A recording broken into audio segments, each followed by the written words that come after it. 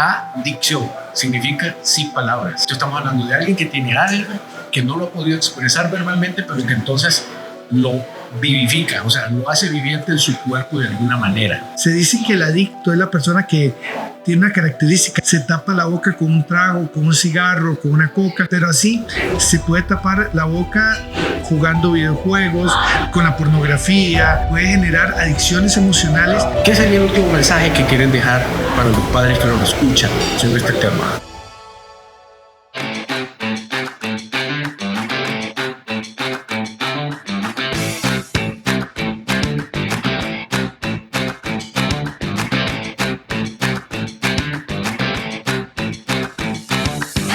Saludos cordiales, bienvenidas y bienvenidos a Conversaciones de Vida.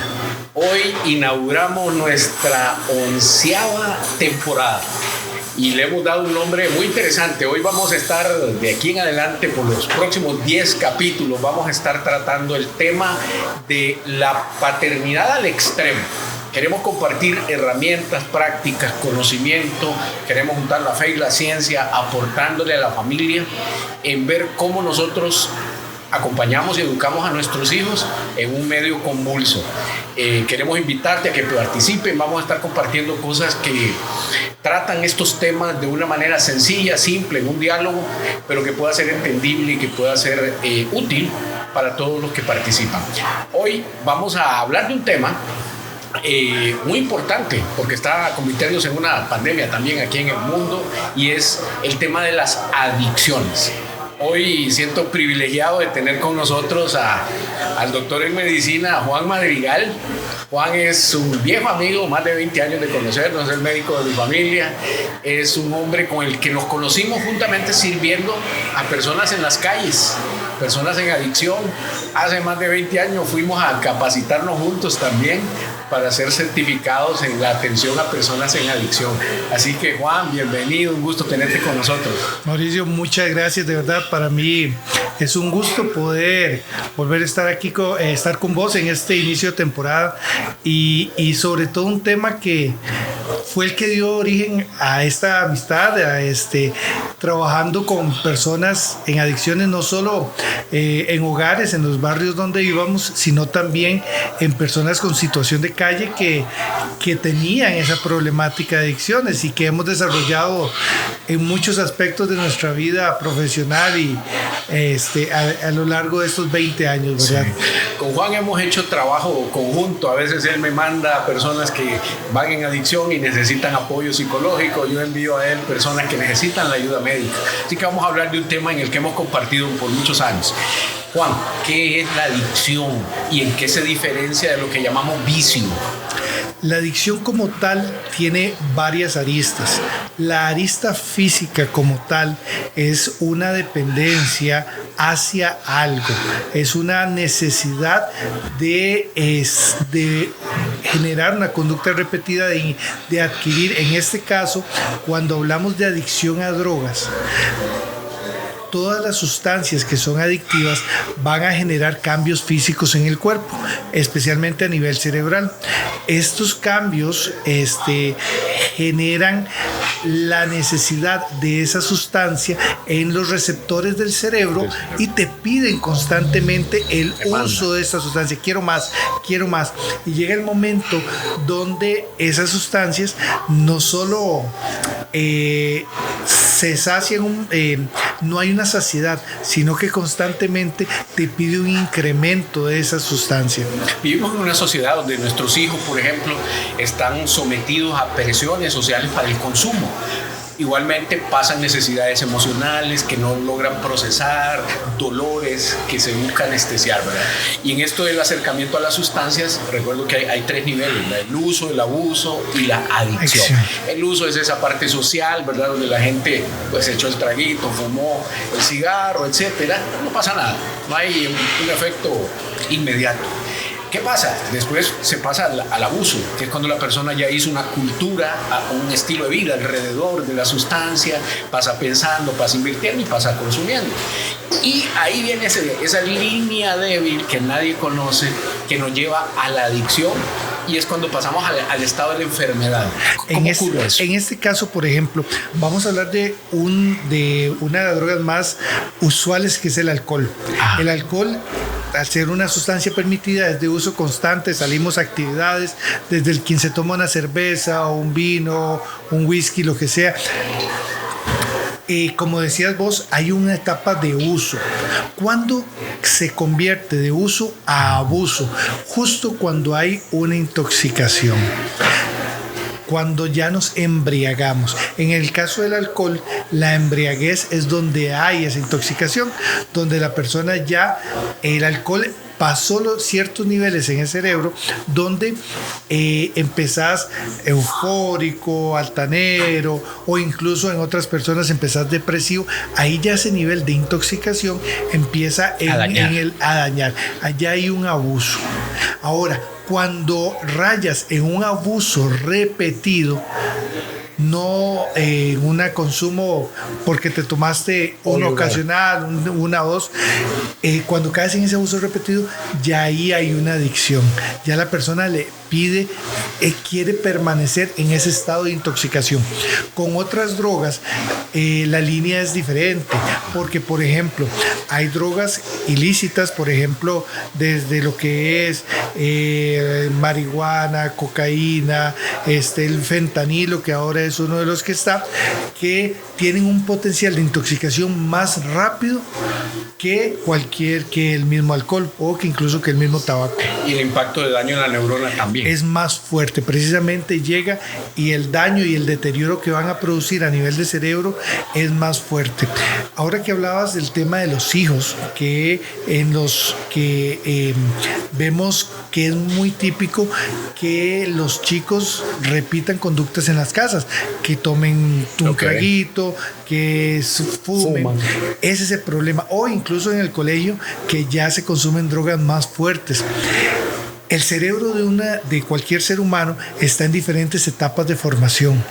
Esas etapas de formación hacen que cada cierto tiempo, cada ciertos años, dé un salto. Ese salto se llama una poda neuronal. La famosa Esa poda neuronal es precisamente que el cerebro desecha las conexiones que no están necesarias, rearma conexiones nuevas. Es como lo que sería una computadora, donde haces una limpieza de archivos que no necesitas, quitas cables, deja los necesarios. Resulta que el consumo de drogas en etapas tempranas precisamente empiezan a dañar esa poda. Especialmente alcohol, marihuana, son drogas que precisamente evitan que esa poda se dé. La poda es necesaria porque hace que nuestro cerebro sea más eficiente, tenga mejor capacidad de retención, mejor capacidad de memoria, mejor capacidad de concentración, y precisamente el consumo de esas drogas hace que la poda se vea limitada, no sea eficiente, y entonces tenemos un adulto con muchos problemas. Carencias, sí.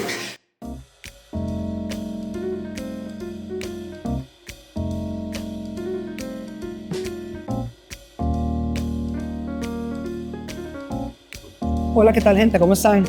Estamos acá en Bread House Escazú.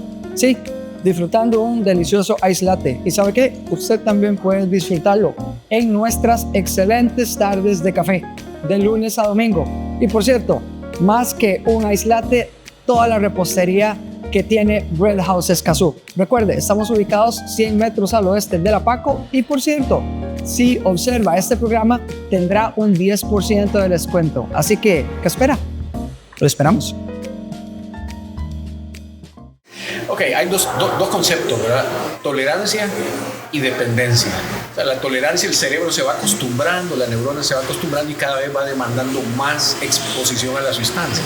Y luego se va generando entonces la dependencia, una dependencia química y una dependencia psicológica. Hablarnos de la química y después hablo yo de la psicológica. Por ejemplo, es interesante porque, por ejemplo, en el tema del tabaco, aquellas personas que me llegan a mi consultorio que les interesa dejar de fumar, y yo les explico, ok, existen los cigarros de dependencia física y los cigarros de dependencia emocional. Exacto. Son diferentes. ¿Por qué? Porque el cigarro de dependencia física, por ejemplo, es aquel que el cuerpo te pide consumir, te dice nicotina. Necesito nicotina, necesito que entre nicotina en mi cuerpo. Y los de dependencia emocional son los que me acostumbré a fumar un cigarro después del café, la ansiedad, me acostumbré a que me monto al carro y enciendo un cigarro, me acostumbré a que tengo intimidad y fumo un cigarro, me acostumbré a ciertos patrones de conducta. Entonces, ¿qué pasa? Resulta que es más fácil quitar, lo primero que se hace, quitarlos de hábito, porque son un cambio de conducta, para después empezar a tratar médicamente los cigarros propiamente de dependencia química, los que el cerebro ya te está pidiendo, quiero más nicotina, necesito nicotina. Cada droga, alcohol, tabaco y las otras drogas ilícitas, actúan en receptores del cerebro y él empieza a acostumbrarse a comerlos, a estimularse, a pedirlo. Llega el momento donde hay tantos niveles de droga que él se acostumbra a comer a doble mano, hasta boca llena, tener cantidades de droga. En el momento en que usted le reduzca la cantidad, cuando ya está habituado a cierto nivel, él va a decir, ¿pero qué pasó? El receptor del cerebro va a decir, necesito las cantidades que yo tenía antes. Y es donde la persona necesita y sube el consumo, o empieza a hacer esas mezclas para continuar consumiendo, como pasa por ejemplo con el alcohol y la cocaína.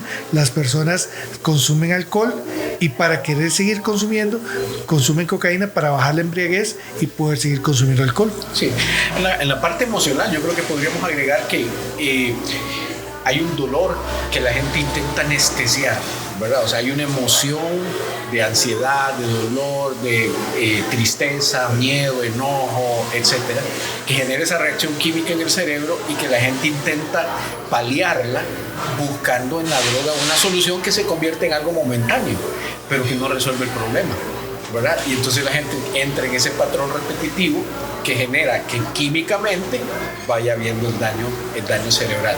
¿Qué hacemos con esa gente que dice, no, pero mira, para mí esto no es un problema, la verdad es que yo lo tengo bajo control, yo sé hasta cuándo, Cuando menos acordamos, la cosa no está tan bien. El problema es, digamos, hablando de gente joven, sí, adolescentes, tenemos que ver varias situaciones. Uno, ¿por qué se dio el consumo? A esa edad, cuando empezaron, todavía no hay una dependencia, hay un hábito, hay etapas de intoxicación, hay un vicio, se intoxica varias veces con el alcohol, con una droga, pero todavía no hay una adicción como tal. El problema raya cuando ya pasa cierta edad y cierta cantidad de consumo, donde el cuerpo te dice hasta aquí y necesito más y necesito más y necesito más. ¿Qué hacer con estas personas? En los años que tenemos de trabajar con adicciones, y una cosa que aprendimos es que si una persona no quiere dejar el vicio, no hay forma. Imposible. No hay forma. El que no quiere reconocer el problema es como el que padece cualquier otra enfermedad. Hasta que no hace un conciencia de que tiene esa problemática y que necesita ayuda, no hay forma. A mí me llaman mucho familiares a desintoxicar, a algún familiar que tiene 2 semanas, 3 semanas consumiendo alcohol sin parar, prácticamente lleva 3 semanas embriagado de alcohol. Y lo primero que yo les pregunto es, ¿ya él quiere parar o ella? Usualmente es hombre, ¿ya quiere parar? Si me dicen que no, yo les digo, nada vamos a hacer, porque yo le ayudo a parar hoy, sí, y mañana va a volver a consumir. Exacto. Tiene que haber una decisión de esa persona de decir, hasta aquí, necesito ayuda y necesito ayuda para detenerme y poder salir adelante. Justo en ese momento es cuando yo llego, les ayudo en la desintoxicación y ya ahí pasamos a otros niveles, tanto con medicamentos y obviamente el apoyo psicológico, el apoyo de Narcóticos Anónimos, de Alcohólicos Anónimos, un internamiento si es necesario, justo ahí. Pero si la persona no quiere, no hay forma. Exacto. Ahí déjame decir algo que es muy importante. La gente que no entiende cuando alguien ya está en grado de enfermedad, adicto, sigue tratando a la persona como un vicioso, como un cara de barro, alguien que no tiene moral, alguien que hace las cosas porque quiere hacerlas. Cuando en realidad, cuando ya hay una adicción, la persona ya perdió el sentido de la voluntad. El cuerpo te controló químicamente, psicológicamente estás sin fuerzas de voluntad para poder parar. ¿Qué hacemos con la familia cuando alguien recae? Que tal vez vos decís, esta persona reconoció que tenía un problema, buscó ayuda, salió de ahí por un tiempito, pero vuelve a recaer. Entonces la gente dice, no, es que este realmente no quiere, ¿verdad? Sanarse. Es difícil con la familia porque desgraciadamente las adicciones se convierten en una enfermedad familiar. Paralela. Sí.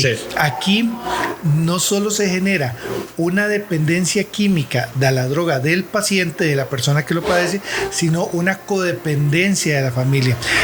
Yo tuve casos de pacientes, mujeres por ejemplo, que estuvieron con un alcohólico 25 años, sosteniendo todas sus borracheras, sosteniendo todo ese hasta periodo, financiándole. financiándole. Eran las que iban y que él pedía una pachita y se iban a traerlo. Y justo en el momento en que ese hombre dejó parar y dejar de consumir, ahí fue donde ellas lo dejaron y se fueron a buscar otro alcohólico. Pasa mucho. Desgraciadamente, ese patrón. Necesitaban ese nivel de codependencia, necesitaban ser necesitadas de otra persona y ahí dejaron a la persona alcohólica después de 25 años de convivir con ella para buscarse otro alcohólico. Y es muy típico eso. Déjame agregar algo ahí sobre la codependencia, ¿verdad? O sea, codependencia, entendámosla como esa enfermedad de la familia, paralela a la de un adicto, ¿verdad? Donde hay una obsesión por el rescate. O sea, la persona se siente importante, se siente útil y a la vez obligada a intentar rescatar. Y cuando no lo logra, entra en esos procesos de culpabilidad que trae depresión, etc. Entonces, estamos hablando de un abordaje integral, ¿verdad? Donde lo físico, lo emocional, yo le agregaría lo espiritual en el sentido de que se pierde la voluntad y el Espíritu Santo es el que nos da voluntad, dominio propio, para saber decir no, para saber arrancar, ¿verdad? Cuesta mucho explicarle a una madre, a una esposa, a un padre de una persona adicta, explicarle que ellos muchas veces pueden ser parte del problema, porque ellos solo observan a su familiar tirado en la cama, intoxicado completamente, y lo ven como el pobrecito, el que sí, que tiene un problema de adicción, pero les cuesta mucho verse un espejo y saber. Yo me pregunto, por ejemplo, me ha pasado madres y padres de adolescentes que consumen de todo, hasta desde marihuana hasta ketamina. Y son chicos que tal vez están terminando el colegio. Y yo les pregunto a los padres, ¿su hijo trabaja? No, solo va al colegio. Y yo les pregunto, ¿y de dónde saca el dinero para consumir la droga, para comprarla? ¿Quién paga? Porque gratis no es. O está robando, o está agarrando el dinero que les da a ustedes. Entonces, ahí es donde ellos se quedan un poco fríos y dicen, bueno, es que yo le doy porque él necesita, porque él, entonces se pone ya ellos, mal.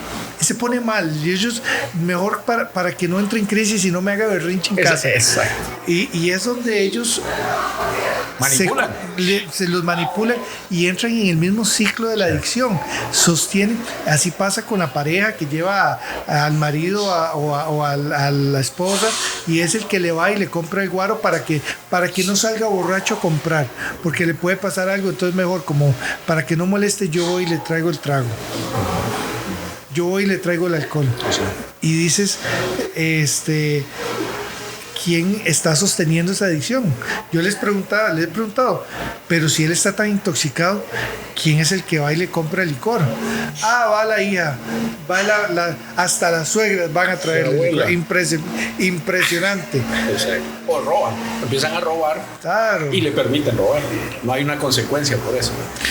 Juan, en base a tu experiencia ahora, hablemos un poco porque esto de la adicción y de las sustancias ha evolucionado, ¿verdad? ¿Qué está pasando actualmente? ¿Qué se consume actualmente? Estamos en San José, Costa Rica, ¿verdad? ¿Qué es lo que está pasando acá? Mira, el alcohol sigue siendo la base, ya que es una droga social. Aceptada. Entonces, el alcohol y el tabaco es algo que se usa en la gente más grande. En la gente más joven estás viendo un aumento en el consumo de la marihuana que se ha legalizado en otros lados, y aquí ya el consumo es muy usual. Normalizado. Se ha normalizado. En mi consulta, cuando yo entrevisto a mis pacientes, una de las cosas que les pregunto es ¿qué usan? ¿Qué más usan? Y la mayoría dice, no, me fumo 1, 2, 3 puritos para relajarme. Es lo que es el típico comentario. O solo fumo marihuana. Es muy usual. Es lo típico. La siguiente que me hablan a mí es la cocaína. La cocaína ya es de un estrato un poquito más alto por el costo, y se ha visto mucha gente que consume varios gramos de cocaína a la semana, precisamente porque tienen el acceso y el poder adquisitivo para comprarla. Ya de ahí, en menores cantidades, ves ketamina, ves ácidos, casi muy pocos, ves algunos, las metanfetaminas, ya se están viendo en actividades sociales con confititos y con cositas, gomitas, que es muy típico, gomitas o otras cosas. Y el fentanilo, todavía no me ha tocado ver un paciente que me diga, no, yo uso fentanilo, no, todavía no, pero sí, ya a nivel país se está viendo incautaciones y otras cosas en el uso de esta sustancia. Los vapeadores. El vapeador depende de lo que le pongas. El vapeador como tal, le puedes poner marihuana, le puedes poner tabaco, le puedes poner lo que sea, que tienen que si le pones marihuana es como si te fumaras un puro de marihuana. Con los vapeadores el problema, el que no le pone la droga, lo que estamos viendo es problemas cardíacos a nivel de la gente que usa vapeadores. Está generando, el pulmón está hecho para respirar aire. No humo. No humo. Así de simple. Sí. Así como un carro gasolina. No le vas a meter diésel. Algo así por pura lógica, porque lo dañas. Los pulmones están hechos para respirar oxígeno, aire, un aire promedio a lo que están, y el humo en las cantidades de contaminación de los automóviles, no, aire. Ya si le metes tabaco, marihuana o alguna pipa o algún vapeador, no está hecho para eso, en realidad. Entonces ahí es donde encontrás problemas. Juan, nos están viendo padres de familia hoy. ¿Qué les podríamos decir de cómo abordar cuando un padre descubre que sus hijos están involucrados en una actividad adictiva? Hay un tema importante cuando empezamos en adolescentes, y es que no haya una enfermedad psicológica o psiquiátrica de fondo. Es lo primero, hay que descartar. Muchos de los adolescentes se involucran en el consumo porque eso estabiliza una enfermedad de fondo. Por ejemplo, ves personas que tienen trastornos ansiosos, que desde niños empezaron por crianza, por un montón de situaciones que vienen con una problemática ansiosa, llegan a la adolescencia y no se diagnostica un problema ansioso, genera la presión de la adolescencia y ellos consumen sustancias que bajen esa ansiedad. Las drogas, por ejemplo, la marihuana y el tabaco, por ejemplo, son drogas que bajan esa ansiedad. Químicamente actúan en los receptores del cerebro que les bajan esos niveles, y entonces ellos se sienten estables, y los papás llegan a ver, lo ve tranquilo, pero no saben que se fumó un puro o un cigarro antes de llegar a casa porque estaba muy ansioso. Entonces, lo primero es que si los padres detectan que sus hijos fuman tabaco, marihuana, alcohol, o cuando empiezan a consumir alcohol, es importante determinar si hay una enfermedad de fondo. Ahora, después de pandemia, yo he tenido un incremento, no solo yo, la mayoría de los médicos hemos tenido incremento en trastornos ansiosos y depresivos. Impresionante la cantidad de ideaciones suicidas, muchos. Entonces, es importante que los padres puedan llevar a sus hijos a una evaluación, donde se diga, mira, sí, estás teniendo un trastorno depresivo y es importante medicarlo con algo que no le genere daño, si es necesario, por lo menos mientras sale de la crisis. Eso sería lo primero, padres.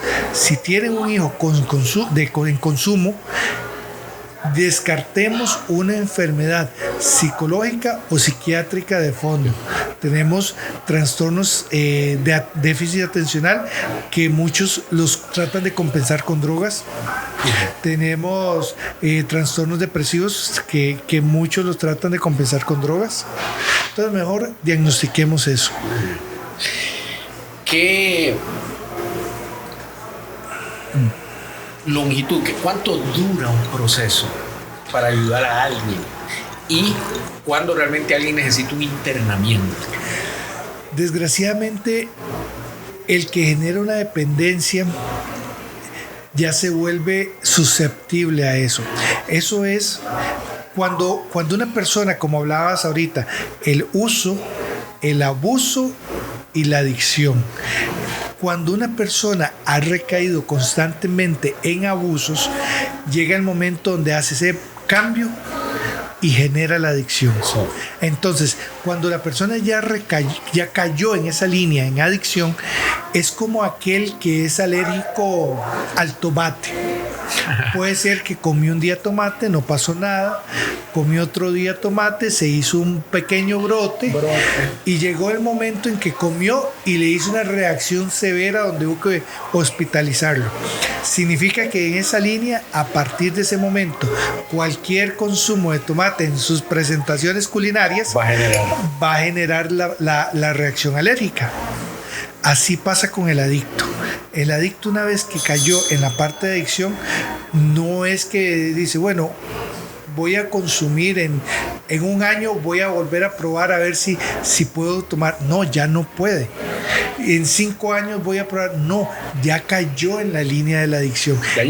Ya hay un daño, ya hay un cambio en el cerebro que precisamente va a decir, no, ya no puedo porque ya consumo y hago una recaída a nivel cerebral donde ya no puedo parar. No soy el típico, el que es, por ejemplo, adicto al alcohol, que ya no es la persona que puede almorzar con una cerveza. ¿Por qué? Porque rápidamente va a caer en el consumo y no puede parar. Y hay gente que dice, no, yo tenía un adulto, o es una persona grande, era una persona, un adulto mayor, creo, que caía en el consumo de alcohol fuerte.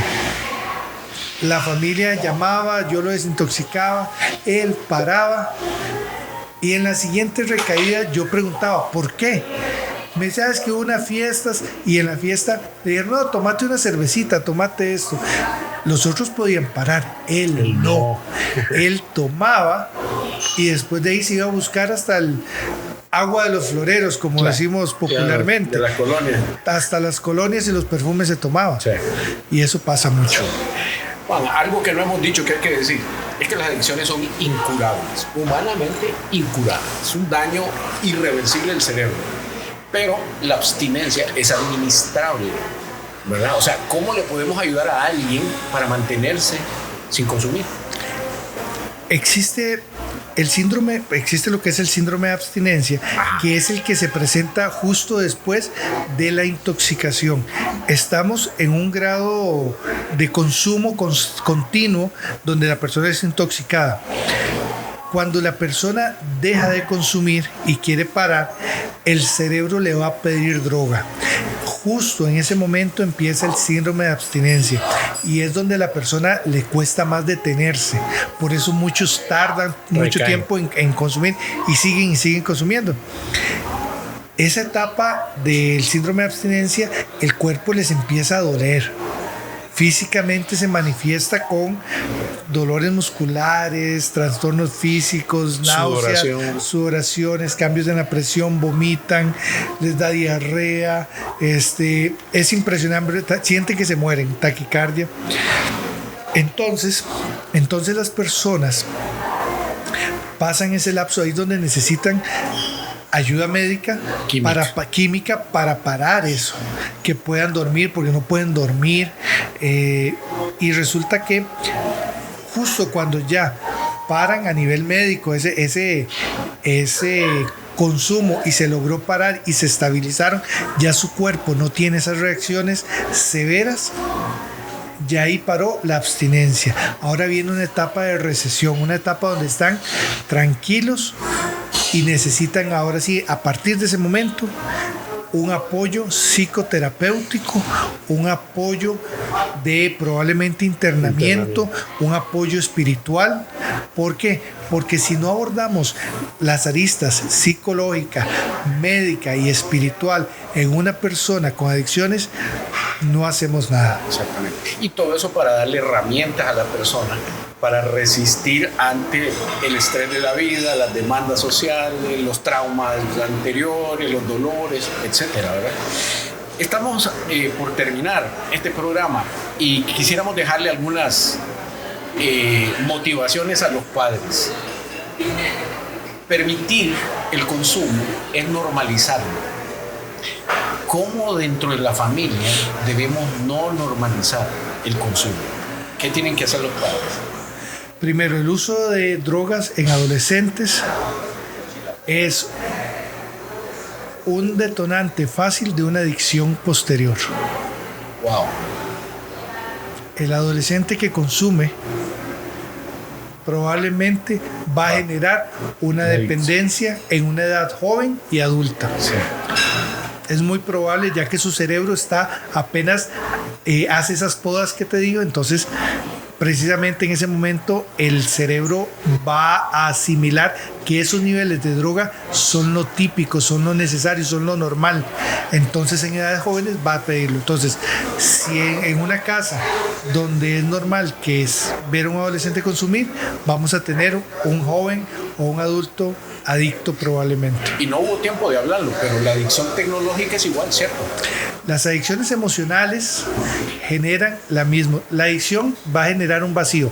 Se dice que el adicto es la persona que tiene una característica, no habla. Se tapa la boca con un trago, con un cigarro, con una coca, pero así se puede tapar la boca jugando videojuegos, con la pornografía. Puede generar adicciones emocionales en muchos otros niveles que generan el mismo daño que las adicciones químicas. Exacto. Bueno, adicción significa sin palabras, ¿verdad? Cuando hablamos de un adicto, estamos hablando de alguien que tiene algo que no lo ha podido expresar verbalmente, pero que entonces lo vivifica, o sea, lo hace viviente en su cuerpo de alguna manera. ¿Qué sería el último mensaje que quieres dejar para los padres que nos escuchan sobre este tema? Si tienen un familiar adicto, lo primero que yo les digo es, hablen, enséñeles a hablar.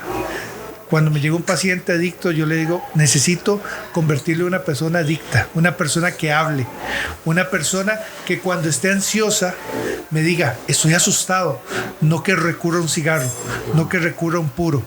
Cuando esté nervioso, cuando esté preocupado, no que recurra a un trago, sino que pueda decir, estoy triste, me siento mal, me duele, estoy frustrado, que pueda decir emocionalmente, verbalmente qué siente y no que se tape la boca con algo. Si tienen un familiar adicto, esa persona tiene que aprender a hablar, ya sea con un profesional, si nadie en la casa puede dar soporte, o en la casa, hablen con sus adolescentes, con sus hijos, que puedan verbalizar lo que sienten, porque desgraciadamente tenemos adolescentes que les hablan, ¿cómo se siente? Bien. ¿Cómo les fue? Bien. Y no dicen nada más.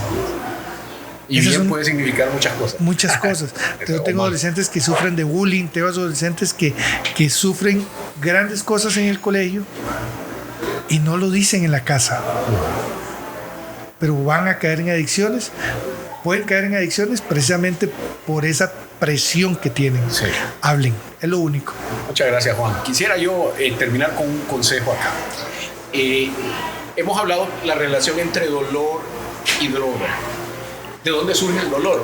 El dolor surge de la falta de amor, de la falta de valía o de valor que se le da a la persona, o el sentimiento de insuficiencia.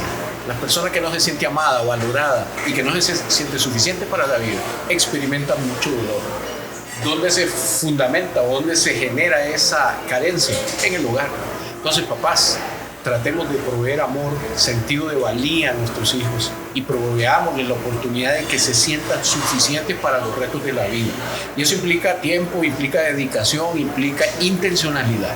Realmente esta situación de la adicción se ha vuelto toda una pandemia que evoluciona, crece y no se reduce, pero realmente los que tenemos la responsabilidad primaria somos nosotros en casa. Así que agarrémonos de la mano de Dios. Dios es el que nos da amor, Dios es el que nos da el sentido de valor y todo lo podemos hacer agarraditos de la mano de Él, por lo tanto somos suficientes. Juan, muchas gracias por acompañarnos. Muchas gracias, un gusto a ustedes y seguimos con conversaciones de vida. Gracias por acompañarnos y estamos para servirles. Un gusto.